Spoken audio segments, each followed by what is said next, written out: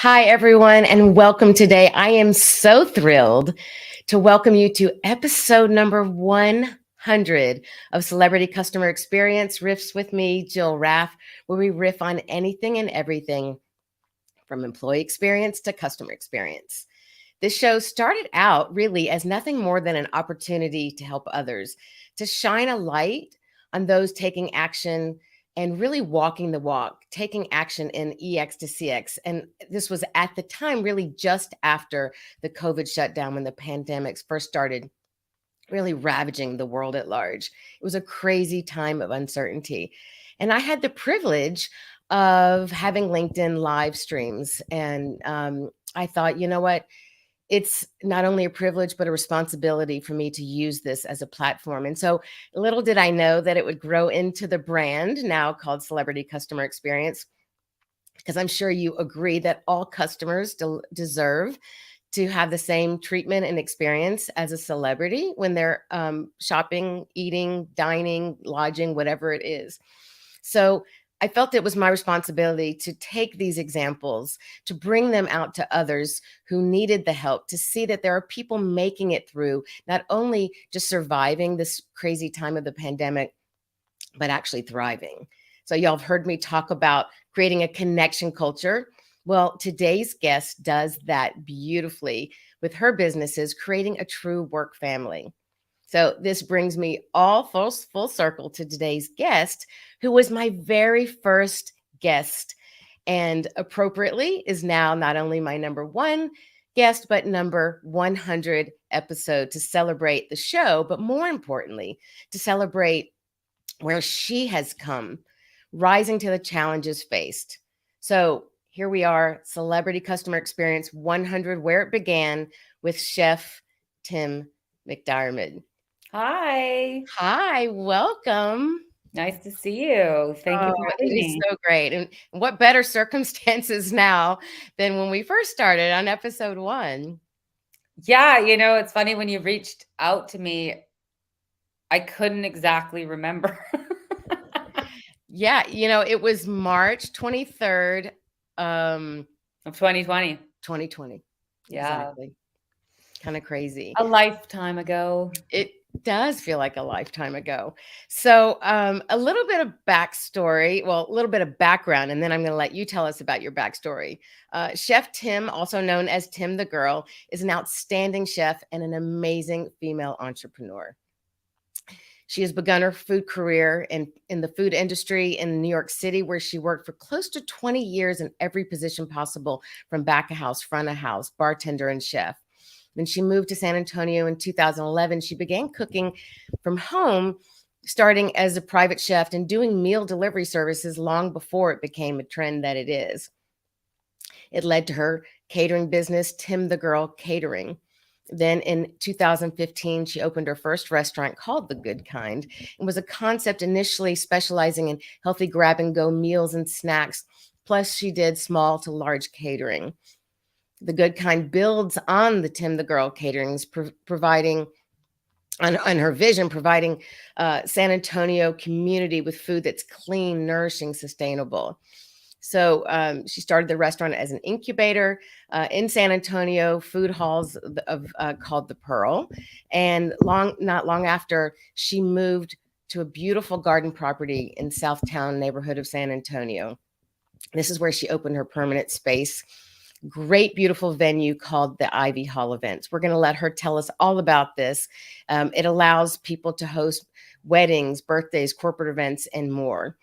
Together, these three businesses really bring together beautifully her ability to provide delicious food on property, offsite for others, and she'll be able to really guide us now on all the things that you have done with your people. You said that before, that these are ways, giving back to the community, you do things that nourish your lust for learning new things, which I love that idea of lusting for new things and nourishing that. So tell us a little bit about that, because I think it taps into who you are and your personality. That really speaks to my soul. And I think, when you do nourish that lust and that need, that's why you've been so successful through this time. Yeah, Um, I like to think so. Uh, so I mean, I think there's a lot of different levels that you can do that on. I have, on one side, I have belonged to a group called the Entrepreneurs Organization for almost 5 years, and that is something that, like, I really believe, like, bringing that's something, like, on a global scale, right? So I go to learning events and do workshops and have that virtual community, which is, like, on a very grand scale, but I think mhm, it's what's really been important for me was how do I translate what I'm learning and make that learning part of the vision that I have for my team and not only my team, we host plenty of things that we invite the community to. And how do I write? How do I really take that and have an effect on my closer knit community and my team? mm, So, for example, I mean, or a neighborhood even. I think it's very easy for people, and it's particularly entrepreneurs, because, well, like me, like I'm such a visionary, and I'm already thinking 5 years, 20 years ahead. yeah. It's so easy to get caught up in that you forget about the day to day and the little steps along the way. So, we started hosting I have over an acre of property, in Southtown, which is, in the King William neighborhood of just south of downtown in San Antonio. And I was like, "Okay, what do we have?" Well, I have space. I have a gorgeous property, and I need to utilize that. So, we host different learning events. We have free yoga classes. We have free interpretive dance class. Like, I'm in my view, anytime the property is not being used to earn revenue, because obviously that's our most important thing, is we do weddings and corporate events and birthdays and anniversaries and parties, and we have them at the restaurant, we have them at the event venue. They're on the same property. But anytime that it's empty, I try to think of ways that we can use it to be able to enrich our community. So I think that's so smart. And it's interesting that you said you get caught up in the big picture strategy, the big picture visions, and that it's hard to, you get caught up in that and forget about the day to day. But it's interesting because I find most leaders, owners, and anyone in a leadership position often gets tied down and marred by the day-to-day operations, the fires that have to get put out, and they forget to look at the big picture and the vision. So I love that you mentioned that and brought that up, because it is very important balance. And you can get rid of the fires for today, but then once that's done, if you haven't thought of the vision and where you're going and creating a bigger picture, you're going to be stuck kind of with your Yeah, I hands in mean, the so air. this did not just happen from nothing. I definitely used to be just like 24/7 fire putter outer. It started a bit before COVID, but I started because I had now this new network, and I also, um, won the James Beard Fellowship in 2019. So that was like a huge business I boot was going to camp ask that you I about went that. to. Yeah, great. And only through these, like, I think it's very easy to live in a very small world where you're so overwhelmed all the time that you're just like, you kind of see people out there like doing stuff that you're like, how can they do those things? I mean, and it was a slow process, and it was a variety of business coaches and peer-to-peer networks, just realizing that there is only so much scalability and longevity of your business if you are the one that is putting out all Mm. the fires all the time. So, I mean, we implemented a system called the Entrepreneur Operating System a few years ago, and I had just started that really because we only opened our new space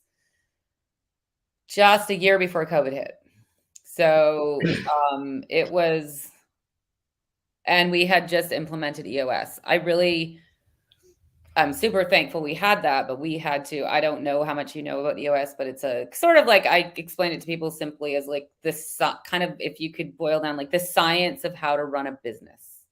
And it's very strict in its ways and its rules and the way you think and the mentality and the mindset of your, and how you run a meeting even. I could talk about it forever, but that's the basics of it. And I just at one point realized I had to pick something because there's so many things, and right, especially nowadays, like every time you even look at any social media, everyone's trying to sell you the way. And I'm not a big believer in that there's one the way, right? There's not like one, like those things you see, like if you get up at like 4:38 and 30 seconds in the morning and like look at the sun Yeah, spin around 5 times, like then you're only gonna have to work 3 hours of your week. Like there's a lot of smart people out there and a lot of smart ways, but I don't think there's a way that is one way for everybody. right. So to that end, though, with EOS, I was like, but I need to start. It's like you have to learn everything about something before you can start breaking the rules. So I was like, we got to pick Mhm. a way, and then we're going to implement that and learn all the thing. And this is the main part of this is that there's a visionary and then there's an integrator. Mhm.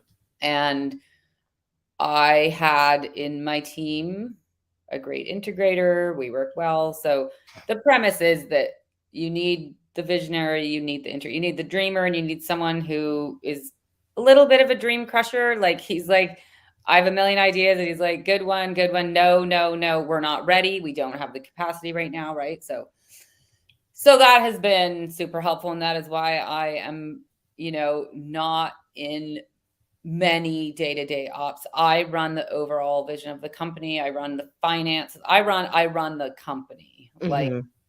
people are accountable to me, but I don't talk to all 35 people because there has to be, a chain of command, and there needs Right. to be someone needs their brain open for ideas and not just The fires. creativity.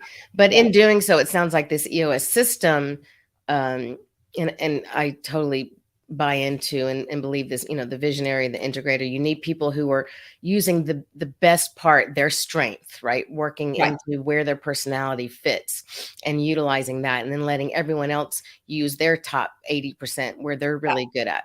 Yeah. Um, and the fact that, again, really important that leadership continues to educate themselves, that they do trainings, that they go to workshops Mhm.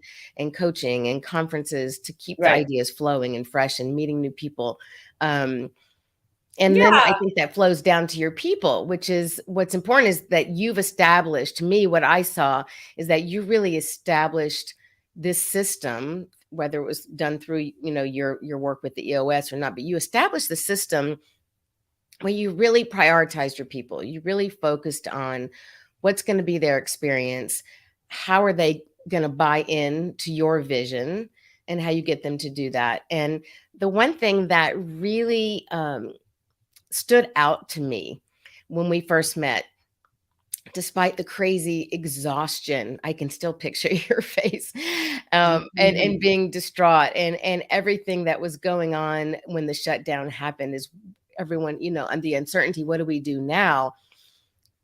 I always felt that you had your employees back. You had your employees in the front of your mind. And so, Oh, yeah. you talked about letting them go so that as quickly as possible, even before people started, so they could get unemployment benefits. Mhm. There was the issue of sustainable products, when the supply chain, all these different things happen. But there was something that kept you very positive and focused on the possibility of what could be instead of the fears, which is why you've been able to develop so much in these couple of years. So before we dive into what those things are, what could you share about what it was that kept you so positive and focused so that you could ultimately create what you have in these couple of years? Um, well, I wasn't always so No, positive. no one ever is always. Yeah. Uh, yeah, that's a real interesting topic for me is that, well, I made a decision. So there was a coach that through EO I had access to that offered me a couple of free sessions when I was in the phase of like laying on the floor crying, just like Because it was a lot too. I mean, my start of my business is not like the typical entrepreneur story. Or maybe it is to a certain degree, but I didn't really mean to. And you know, I gave up a lot to start a business and have freedom. And I've been a full-time single parent. So it was kind of that thing where like, okay, maybe nothing's gonna work, but I couldn't help but think, oh, is it all the like guilt I feel of having been so busy all of his life just gonna be for nothing? I mean, those were like real fears. And I talked to this coach and we decided that he's like, well, you have to pick a way you're gonna be. Like, because you could be 50 million things. I also have like a pretty public business, right?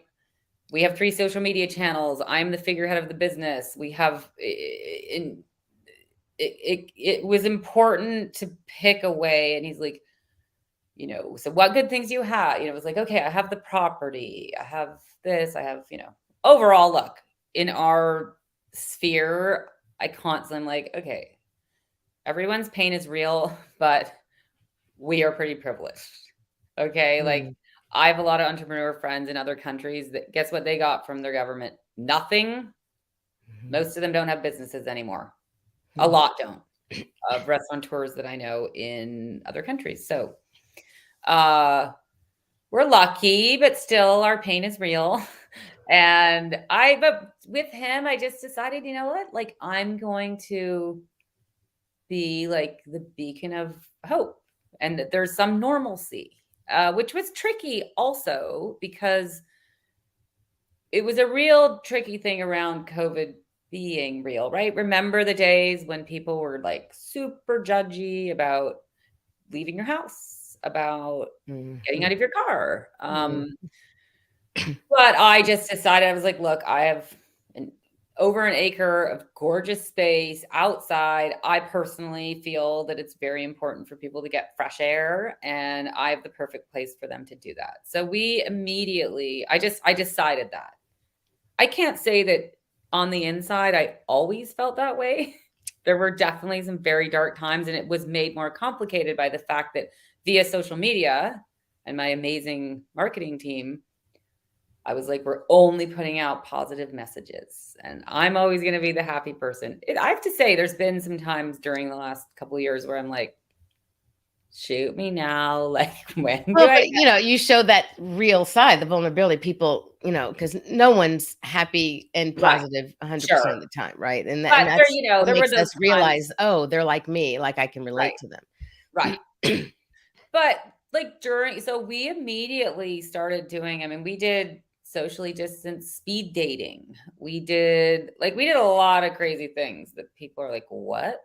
You're Well, yeah, tell us about some. I was gonna ask you, so, I mean, I know you had to, like, pivot and pivot and pivot, and you did so many creative things. So you talked about speed dating, right? Knowing that people were lonely. But even now, right? Like people are just still missing that connection. They're just starting to get back. And of course, there's Mhm. subvariant after subvariant, but we're learning to live with it. And so some of your ideas, I think, would help others about, figuring out things that they can also do. So you mentioned speed dating. What were some of the other things? Oh, we did an outdoor movie night. I mean, we just focused really on like what is social, but people can be distanced.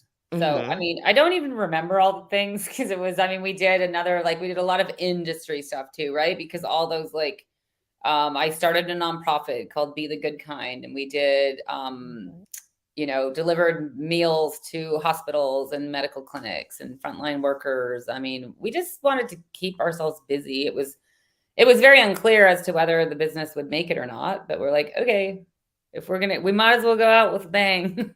um, we did partnered with my friend's hair salon, Twirl Hair Salon, and did free haircuts for service industry workers. Love that. We had like set up a salon outside. I mean, so yeah, we did a lot of fun.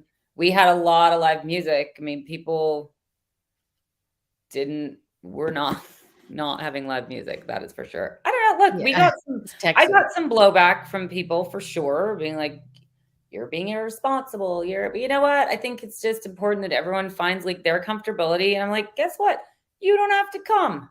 And it was outside, And so, it's it provided, outside, and yeah, I mean, we live in Texas, believe me, right. people were I just think everyone made their choice. Some people didn't leave their house, but there were many other things going on that were people gathering Yeah, and and I think a big takeaway here for, is is the idea that you partnered with other businesses. So it right. wasn't just you trying to figure out what do we do all by ourselves sitting on this island.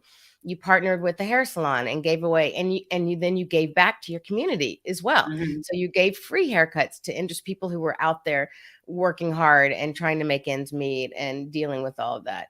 Gave, cooked for the homeless. Like, you were really involved in your community, and again, Yeah. I think this is such, kudos to you and such a big reason for your success, and just love the name, The Good Kind. I mean, what more can you say, right? That says it all right there, so that's so Mhm. beautiful. Um, and by having you started hosting, I think, event series, right, at the Ivy Hall, because you had this Yeah, beautiful garden so we space? have the restaurant on property, and then we have our event venue, and, like, we've had, a moderate amount of people booking for weddings and whatnot, but it's still been pretty slow. Just the corporate world is not back yet, and we lost Yeah. a lot of that business. So we've started doing our own ticketed, like getting in bigger bands. We are have a series we're doing quarterly called Evenings at Ivy. We actually did one in early 2021, and I had some women that I did the James Beard Fellowship with came, and we like a mini food festival. And then but they switch up. So we've Mhm. also done some more as a formal dinner, so we sell tickets and choose a different nonprofit each time that we give the profits to. Mhm, mhm.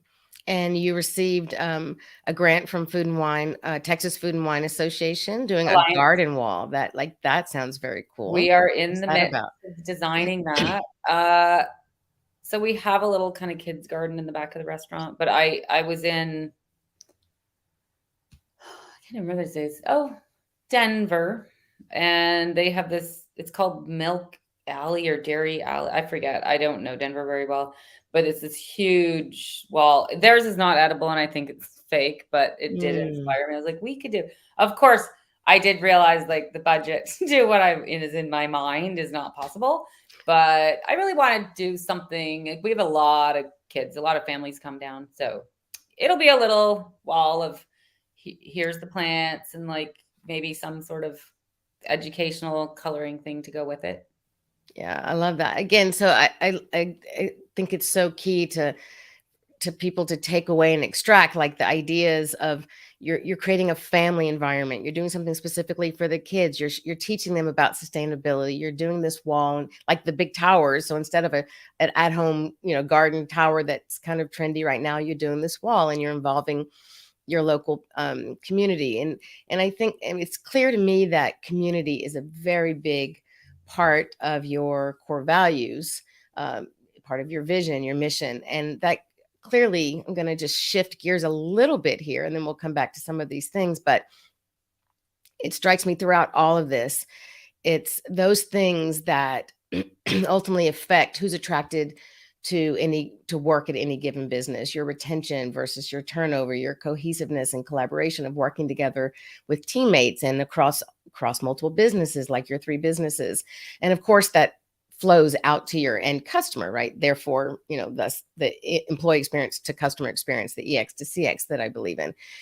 What are your company core values that you feel that you have established to carry throughout all three of your businesses, so that everyone who works for you really understands that? I mean, community in some is clearly a part of that, but what would you say those are? I mean, I can say because we actually have them. Okay, perfect. Please share. I uh, so was hoping that. optimism is number one, seeing challenges as opportunities. Execution, we're systems oriented and seek to create consistency in how we deliver our products. Community, we are a community that values heart centered interactions and connections with our customers and with each other. And then creativity, we seek ways to be inspiring and also to be inspired. Love, love, love that. Okay, so now, and I'm so happy that these are such thought out, and really curated core values for everything that you do to fall back and be reflected on. What do you do systematically to incorporate those values so that anyone who comes in who's hired to work for you, so that the employees day to day, as they continue to be an employee for years, don't forget that that's a part of what you're doing? What do you do to keep those values alive? Yeah, I mean, this is like a big one, right, for companies because you can write core values all day long, and then That's people are like, it. "What? Didn't even know." I That's mean, why I'm so asking. we Exactly. do think, we have them printed up and we put them around everywhere. But we also, so like at our management meetings, so part of EOS is, cascading messaging. And so at our management meetings, we have a section of our meeting that all of us pick out someone in particular and say like what they did that embodies one of our core values. And then during the meetings with the staff that are not at management meetings, that is definitely like always in there. Mm. Um, we're trying to start where they look, we have like really strong systems, right? Like we only communicate via Slack. We used our Trello board like crazy. We have Triple C, which is a software for all of our events and that. Um, Toast is our POS, but like we constantly are sending out those messages. Like, I don't know, what is it? They say someone has to hear something like 16 times Mm. before they know. I mean, it kills me, but I think it's real. Mhm. Um, so, I mean, yeah, we're just really diligent about like instilling that when people are onboarding, you know, they have that. But we try. I mean, look, I have a super amazing team that is constantly out there, like living the values and trying to help those that maybe don't quite get it yet. Like that we're not just messing around. It's not just like a cool t-shirt. Like that any decision you're trying to make, you should always be coming back to that. Yeah. I think you hit the nail on the head that you've established them, and not only you just have them around, which a lot of companies just stick them on the wall somewhere, but you have your management living those values and every day reminding those around them through their actions, through behaviors, through guidance, through leadership in what they're doing, so that it's not something that's just kind of a mandate, but that Well, people see it right. and feel it. Exactly. And I think it's also that when you come up with them, right? Like I like had 10 and then I'm like, hey, let's everyone meet. Like we had a lot of discussion. It was not just, I think that's a real tendency. And I get it when you're an entrepreneur, Mhm. you're just like, okay, right. I need a company culture. And so then I need core values. And then there's those things like, oh, loyalty and honesty. I'm like, well, so I expect that as just a prerequisite. That's Right. not a value. Like if, you're a lying asshole then that doesn't like me, then I would assume that that is like vetted way before we start talking about values, Yeah, right? right. So that's the thing to me, that's about um, hiring according to those core values, finding people who are in Exactly. alignment with your character, Right. really. Yeah. Right.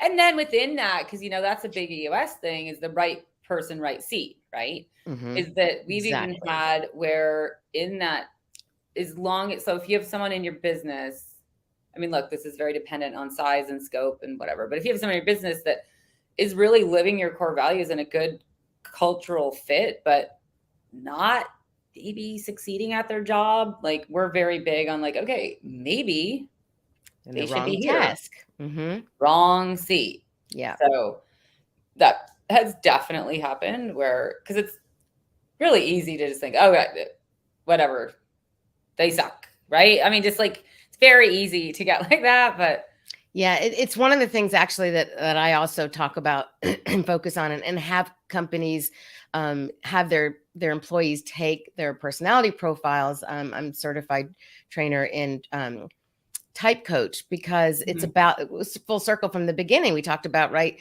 visionaries and integrators. Like, are you working in your area of strength? Are you working in Right. your area that gives you the energy? And, I've said before, if you put me in something that was going to be very accounting based, anything like that with charts and numbers, and I could do it, but I could do it for this amount of time and I'm not going to be real happy and more nor efficient. You put me out with people and you engage, so you've got to utilize people's personality Right. styles to their strengths. For You know, sure. And you know what? They also change. I think it's really complex. I will say for me, who always was more like the creative and I was like, business, ugh, whatever. Like, I hate numbers. I've really changed. I actually super like it. If you told me cool. right now, you pick one or the other, I would choose the numbers. Interesting. I love that. Yeah. Okay. But it's also, I think too, it's a real thing of empowerment. It's, I lived like a long time. I like handed away part of my business at one point, just being like, "Oh, Mm, I don't want to deal with the business. It just sounded so boring." And now that I have taught myself all of that, like there was a time period not so long ago, I had already started my business where I didn't know what a P&L was. And so now that I know it, it's just like it's very empowering. And I think it's super important for people to, as much as you want to be like, know your place as an entrepreneur, your place is all the places until yes. you know what all the places are doing. And Right. then you can step back and be like, what part do I want to be running? Exactly. It's like you mentioned before, like really you have to understand it all before you can know where you master. Look at the master artist, right? They've Right. studied the basics and then they can go in and break the rules and create their own style. Yeah. Yeah. And I mean, people Um, go through different phases of life too and what they want to be doing. And yeah. so right now I hear a lot of, and I'm sure you're experiencing it. I'd like to hear more about it with problems with staffing. So my clients have come to me because they're struggling with staffing, with bad attitudes, with lack of accountability for employees. It goes on and on. And I know that your approach has really made you one of the employers of choice because, where people want to come and work for you, feel like they're a part of a family, feel like they're making genuine human to human connections and they're having those experiences on the job. Um, can you share some ways that you created this in your group that spans all three businesses? Because I think people are missing that as a big part of their business, and everything is so structured that they forget that side of it. And I think that would be really helpful. Yeah, I would say though it ebbs and flows. There's times where I mean the main way I did it is like hired a really amazing director of operations who really handles it. Yeah. But I'd say, I mean, look, I have people that have been with me since I started. Hmm. Um, and I just think it's like being human, right? Like not always being that, I've tried where like, oh no, I got it all together. Like just being human, being authentic, being super honest when you make mistakes. It's like the same. I always Yes. see having my business is kind of the same as having raised a teenager, right? Where it's like so easy to be like, no, no, like you must be like, what the hell did I know about raising a kid? Like nothing. Right. No one gives us a manual.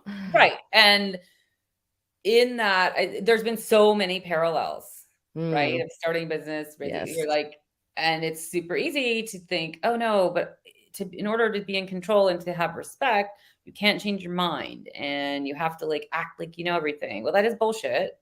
And that is not what you should do. And so I think that is a lot of creating the culture. It's also a lot of getting along with a teenager. Like you have to be willing to be like, oh no, I know I said that, you can't ever be late to work again, or you have to be home at midnight, or else I'm gonna like fire you or ground you or whatever. Like, guess Yeah. what? It doesn't always work. Like, you need to also be a human, but you need to set real boundaries. I'm not trying to parallel that all my staff are like teenagers, in case they're watching this. Um, No, but I but find you get myself what all I'm the time saying. referring back to It's child just rearing, parenting. like It's so parallel. I think it's just in life, it's in relationships, it's in so many things, Yes. right? Like boundaries I versus agree. but being an authentic human. People are tired of just like And I get it. I try to be like, no, but this is the way that we do it here, you know. So on certain things, yes, I expect a certain standard of quality and a certain, but then there's a lot where in order to create that kind of culture of, you know, people like we don't have a huge turnover. And I have, like I said, people from long time that have maybe left for a while, come back and yeah. So that's, I think, and I asked that question. It was kind of a seated question, kind of rhetorical, because to the point that I mentioned in the beginning, which is what I felt and saw with you, which was really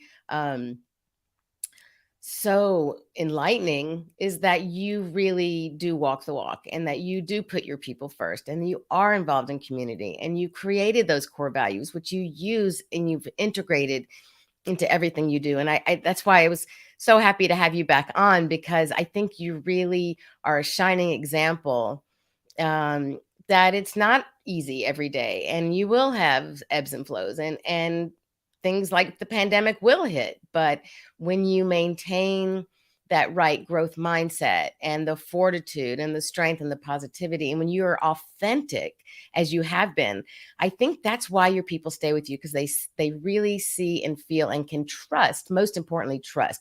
Everyone needs to trust, but they trust your authenticity and that you genuinely care. And when people I hope feel that you have the so. best interest in them, they're going to show up for you. And I think that's what's going on, if I can say Yeah, that. yeah. I mean, look, it's always hard when you're in it, right? And it's hard when you'll, you know, for any entrepreneurs out there, you know, I often suffer from like imposter syndrome where I'm like, Hmm. it's all fake and then they hate me. And I don't know. I mean, it's hard, but yeah, I mean, and then I look around, I'm like, okay, no, wait, like I have really awesome people. They're here. Like, You can only do you, right? And you're not an right. imposter for who you are. You are you authentically. So Right. you're I not an think too, it's also imposter. really And um, hard in that, like, I'm not from even anywhere near Texas. So, like, I moved here also under, like, I don't really get I've learned it, but the way you're supposed to the kind of way people the manner, you know, I just am not that kind of person. So that's also been hard. Sometimes people are like, "Whoa, she's intense." Um, I love that. because I pretty much, yeah, I just like jump into something. I'm like, okay, so this is how we should do it. This, and this. And now I have learned to leave room for them to be like, we can't do that right now. Like we're doing Feedback from this. your people. We're doing Mhm. this, the thing you said yesterday. And like, or I'll come in and be like, what are you doing? They're like, this is the thing you wanted yesterday. And I'm like, all right, I forgot.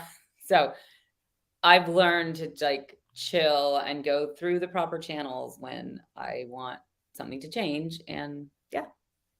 Yeah. But it's getting that feedback and listening to your people. So, gosh, we could go on and on and on, and I love it.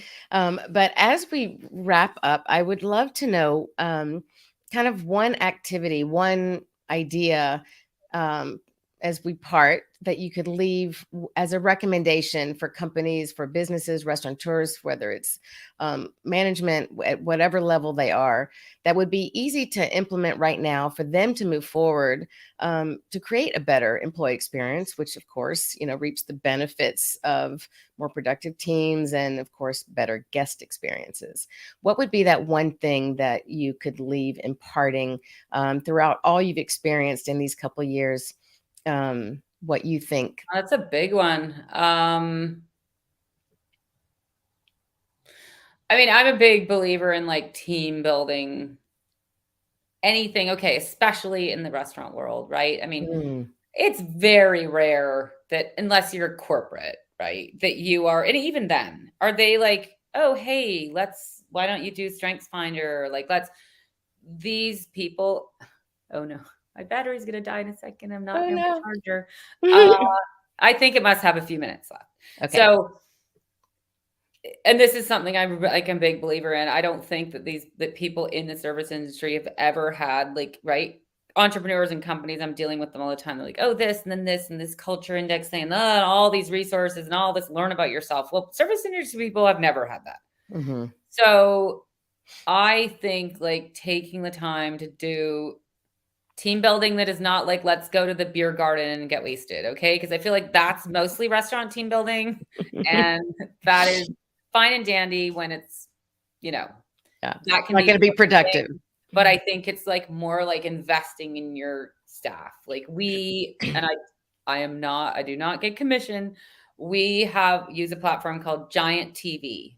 It sounds weird, but it's, it's not a crazy expense, and I could talk for a long time about it, but it's basically like uh, platform that you buy into, and in there they're a super smart company, and they've developed kind of they like imagine bringing all the things in, right? Gallup strengths, culture, and they've sort of mashed them all, and they have a thing called your five voices, and it's just very smart how it's run. And so all my staff gets to go in, they write the thing, they know their five voices, and it's broken up into this very smart system where it's like 16 little videos about yourself. They're like 3 to 10 minutes.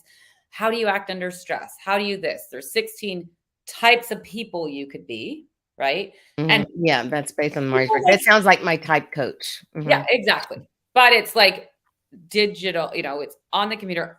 You as the administrator can see who has watched what videos, when, how many Right, times. So right. you then are seeing the buy-in, and then you can kind of coax. You're like, oh, I see like Yeah. And Janet. and one, I don't know if they had, it might be proprietary to Type Coach, but one of the cool features that I think separates them is they also have a panel where you can see the personalities of the type of each one. And then if you're having conflict between two, you can put their Oh yeah, type in and put the for other sure. type in. Mhm. And then it shows kind of where that Yeah, conflict is, ideas of how to figure. And it's also interactive with videos and things like that. totally. Same kind of thing. And it's Mhm. like, but it's like super easy for everyone to Yeah. use.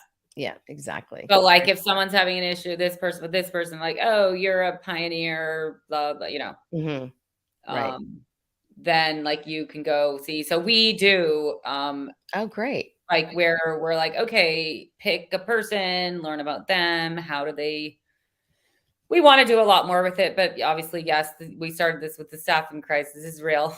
Um, Mhm. and as people are getting busier, it is getting hard. But, I have some very dedicated, awesome mainstay staff, so but yeah, Giant is a really cool resource, and I think that being said, it's not just Giant, it's like anything that is healthy team building. Let's say that. Yes. Yeah, Mhm. exactly. So it's about creating that team. So I want to put it here. If anyone, I'm going to put up I copied your LinkedIn link, your Oh, profiles, cool.